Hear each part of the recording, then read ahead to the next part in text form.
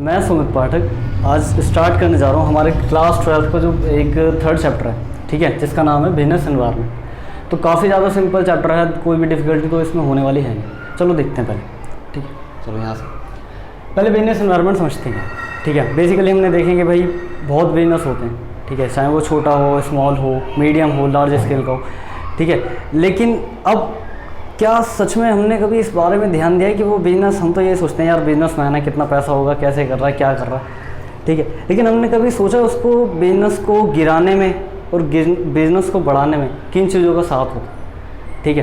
तो बेसिकली बात यही है, ज़्यादा कॉम्प्लेक्स वाली बात नहीं है, ठीक है जी। तो हम कुछ ऐसे इन्वायरमेंट देखेंगे, ठीक है, जो क्या करते हैं डायरेक्टली या इनडायरेक्टली अफेक्ट करेंगे हमारे बिजनेस ऑर्गेनाइजेशन को, ठीक है जी। तो फर्स्ट ऑफ ऑल फीचर तो छोड़ते हैं, चलो ये समझते हैं, ठीक है जी। अब फोर्सेस क्या हैं, ये फोर्सेस, ये इन्वायरमेंट है, ठीक है बच्चे। तो इसमें स्पेसिफिक आएंगे, जनरल आएंगे, ठीक है। स्पेसिफिक वो जो कि डायरेक्टली अफेक्ट करेंगे बिजनेस को, डायरेक्ट, ठीक है जी। इसमें डायरेक्ट कौन आता है जी, हमारे कस्टमर आ सकते हैं, ठीक है जी। इसमें कौन आ सकता है, सप्लायर आ सकता है। इसमें कौन आ सकता है, हमारे कॉम्पिटिटर्स आ सकते हैं, ठीक है जी। और भी दो चार लोग होते हैं जो क्या करते हैं डायरेक्टली अफेक्ट करते हैं हमारे बिजनेस को, ठीक है जी। अब बात हुई यार, चलो डायरेक्ट अफेक्ट कर दिया। अब कुछ जनरल फोर्सेस होते हैं, ठीक है।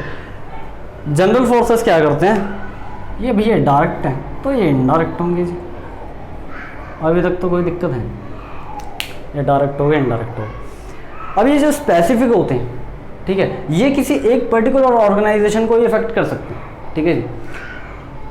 मैं हूँ, मेरा कोई बिजनेस है, ठीक है जी। मेरा अगर सप्लायर के साथ या मेरे कस्टमर के साथ बिहेवियर अच्छा नहीं है, ठीक है जी, और या कंपटीशन है, ठीक है, वो मेरी ऑर्गेनाइजेशन को अफेक्ट करेंगे। लेकिन कुछ जनरल फोर्सेस होते हैं, ये क्या करते हैं,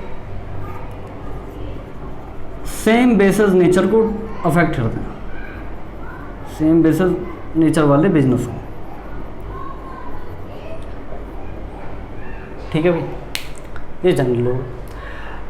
अब बात करूं कि भाई बिजनेस एनवायरनमेंट क्या दोबारा वही आता है, तो जी इसका टोटल कर दो, ठीक है।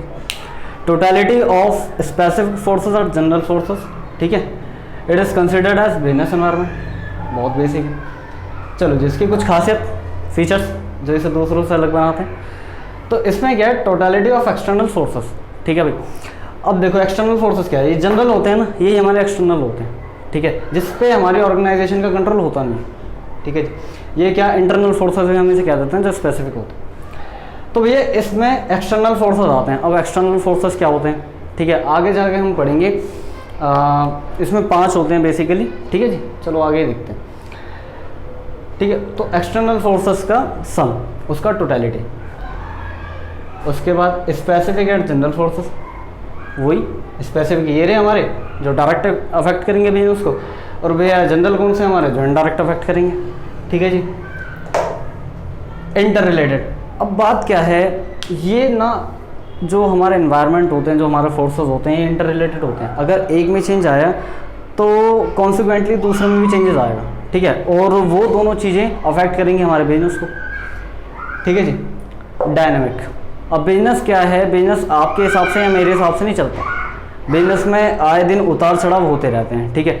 बिजनेस हमारे पॉइंट ऑफ व्यू से या हमारी इमेजिनेशन से नहीं चलता। तो बिजनेस है, इसमें डेली के चेंजेस आते हैं, तो ये डायनेमिक होता है, ठीक है जी। हम अपना एस्टिमेशन लगा सकते हैं कि बिजनेस में आगे जाके ऐसे फोरगोइंग चेंजेस ऐसे होंगे, लेकिन हम बिल्कुल एक्यूरेट नहीं कह सकते कि हाँ भाई यही होगा, ठीक है। तो बिजनेस क्या है, डायनेमिक नेचर का है, कभी भी चेंजेस हो सकते हैं इसमें। अनसर्टेन, मैंने सोचा मैं प्रॉफिट कमा लूँगा अपनी एक्टिविटी परफॉर्म करके 5 लाख का, तो क्या मैं कमा लूँगा? सर बात जो आपने कही है ना, जो बात आपने कही है वो अनसर्टेन है, कुछ भी हो सकता है।